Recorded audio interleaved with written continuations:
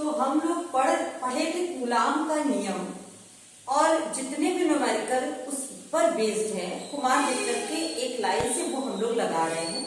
इसी कड़ी में क्वेश्चन 12 नंबर तक हम लोग लगा चुके थे और जो लोग न्यू हैं उनके लिए बता दें कि वो पिछले वीडियो देख लें, उसमें हमने कूलाम का नियम और 12 नंबर तक न्यूमेरिकल कुमार वेक्टर के बताए हुए हैं। और ये फार्मूला भी वो लोग देख लें अगर जो उन्होंने नहीं पढ़ा हुआ है कि कूलाम के नियम से फार्मूला जो आया था F बराबर 1/4 पाई एप्सिलॉन नॉट के Q1 Q2 upon R square. Epsilon not होती है निर्वात की वैद्युतशीलता, इसे एप्सिलॉन 0 भी कहते हैं, और K है माध्यम का परावैद्युतांक, और Q1 और Q2 दो आवेश हैं जिनके बीच बल है ये, और R उनके बीच की दूरी है। इस पर जितने बेस्ड न्यूमेरिकल हैं हम लगातार करवा रहे हैं। अभी इस चैप्टर में केवल एक कूलाम का नियम भी आपका पढ़ा हुआ है। तो चलिए क्वेश्चन नंबर देखते हैं। 12 के बाद जो क्वेश्चन है 13 नंबर। ऐसे आगे आपको इस सारे डेरिवेशन और फिर उस पर बेस्ड न्यूमेरिकल लगातार मिलते रहेंगे। तो 13 नंबर सवाल क्या कह रहा है आप लोग अपना बुक में देखिएगा। दो सूक्ष्म गोलियों पर 80/3 गुणा 10 की घात -9 तथा 160/3 गुणा 10 की घात -9 दो सूक्ष्म गोलियों पर, एक ये है और एक ये है, इस पर है 80/3 गुणा 10 की घात -9 कूलाम और दूसरे पर है 160/3 गुणा 10 की घात -9 कूलाम। दोनों पर धन आवेश है तो बल कैसा होगा? प्रतिकर्षण। अगर दोनों पर ऋण आवेश होता तो प्रतिकर्षण, और किसी एक पर धन और एक पर ऋण आवेश होता तो आकर्षण बल कार्य करता। आगे तुमसे कह रहा है वायु में एक दूसरे से, वायु में दे रहा तो माध्यम का परावैद्युतांक कितना दे दिया? 1। माध्यम का परावैद्युतांक वायु के लिए कितना होगा? 1। और कह रहा बीच की दूरी r बराबर 0.1 मीटर है। तो पहला पूछ रहा है कि इनके बीच कितना बल कार्य करेगा, इनके बीच वैद्युत बल कितना होगा। तो फार्मूला आपको पता है F बराबर 1/4 पाई एप्सिलॉन नॉट के Q1 Q2 upon R square. अब 1/4 पाई एप्सिलॉन नॉट की वैल्यू कितनी होती है आपको पता है, 9 गुणा 10 की घात 9। K तो 1 है, Q1 कितना है 80/3 गुणा 10 की घात -9, और Q2 कितना है 160/3 गुणा 10 की घात -9, और पूरे के बटे R स्क्वायर, तो 0.1 इंटू 0.1, 3 तिरका 9, और ये +9 और ये -9, ये आपके कट गए। अब इसके बाद क्या है? अब इसके बाद आगे गुणा कर लें। F बराबर ये कितना हुआ 16 8 128 और 2 0 और इंटू 10 की घात -9, और ये माइनस का 2 ऊपर गया तो प्लस का 2 बराबर ये कितना हो जाएगा? -9 से 2 गया -7, 1 2 3 4 पॉइंट खसकाया, 1.28 इंटू 10 की पावर -3 न्यूटन इतना बल कार्य करेगा। अब इसी सवाल में आगे कह रहा अगर दोनों को क्षण भर के लिए जोड़ दिया जाए तो बल कितना हो जाएगा।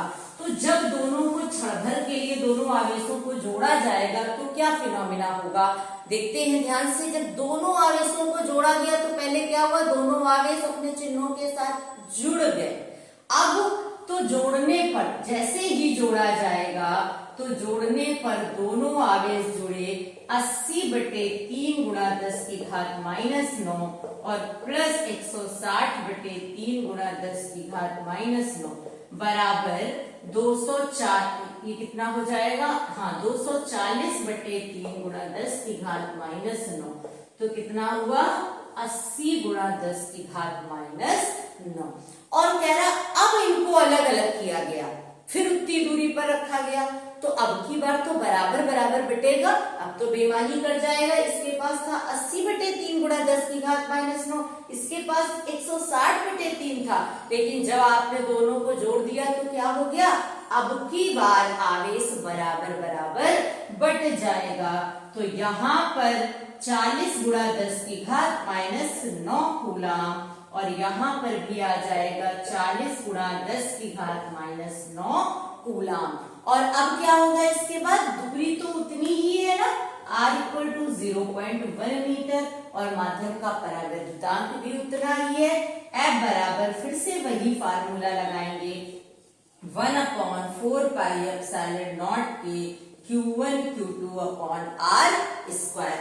1/4 पाई एप्सिलॉन नॉट की वैल्यू 9 गुणा 10 की घात 9, के क्या है माध्यम का परावैद्युतांक, तो उसका मान 1।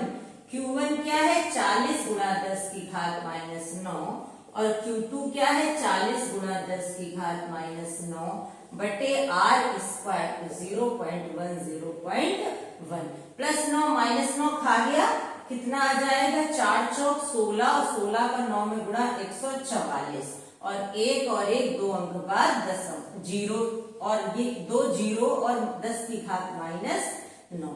अब ये 2 अंक बाद दशमलव था तो ऊपर गया तो 10 की घात +2।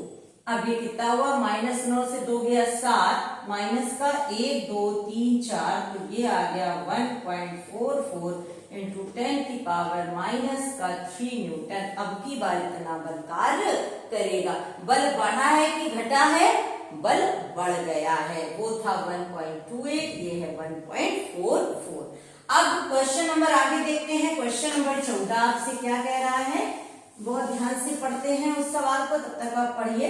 क्वेश्चन नंबर 14 आपसे कह रहा है, बोल रहा है दो धन आवेश जो कि परस्पर 0.1 मीटर की दूरी पर है। कोई दो धन आवेश हैं और जो परस्पर 0.1 मीटर की दूरी पर है, r कितना 0.1 मीटर।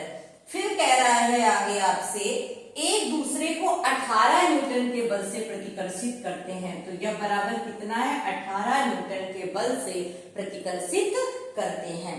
फिर आगे आपसे बोल रहा है दोनों का योग जो है 9 माइक्रो कूलाम है, मतलब एक Q1 आवेश और एक Q2, इनका योग कितना है 9 माइक्रो कूलाम। और तुमसे अलग अलग आवेशों का मान पूछ रहा है, Q1 और Q2 का मान बताना है आपको। तो हमने ये आवेश क्या माना, Q1 और ये Q2, दोनों के बीच जब आपको बल दे रहा है तो F बराबर फिर से वही फार्मूला 1/4 पाई एप्सिलॉन नॉट के Q1 Q2 upon R square. एक ही फार्मूले पर बेस्ड न्यूमेरिकल है। F कितना है 18, 9 गुणा 10 की घात 9 के तो 1 है, Q1 Q2 upon R square 0.1 0.1, 9 से काटा 9 दूनी 18, तो 2 गुणा 10 की घात 9 और ये -2 ऊपर गए +2 11, इधर है माइनस का 11 बराबर Q1 Q2, ये आ गया। अब Q1 प्लस Q2 पता है, अगर Q1 माइनस Q2 पता हो जाए तो Q1 माइनस Q2 यहाँ देखिए क्या होता है, Q1 माइनस Q2 का होल स्क्वायर बराबर Q1 प्लस Q2 का होल स्क्वायर -4 Q1 Q2। अरे a माइनस बी का होल स्क्वायर बराबर a प्लस बी का होल स्क्वायर -4 ab। तो Q1 माइनस Q2 का होल स्क्वायर बराबर Q1 प्लस Q2 कितना था 9 माइक्रो, मतलब 10 की घात -6, 9 गुणा 10 की घात -6 कूलाम। तो 9 का स्क्वायर यहाँ कितना हो गया 81, -6 का -12, -4 और Q1 Q2 भी -12 बना ले, तो ये 2 गुणा 10 की घात -11 में अगर ये 0 बढ़ा दें तो ये भी बन गया -12। क्यों बन गया, वो घटाने में आसानी रहेगी आपको, अगर आप चाहें तो ऐसे बना सकते हैं। तो ये 0 इधर बढ़ा दिया तो -11 क्या हो गया -12, तो यहाँ दिख दिया आकर के मान 20 गुणा 10 की घात -12।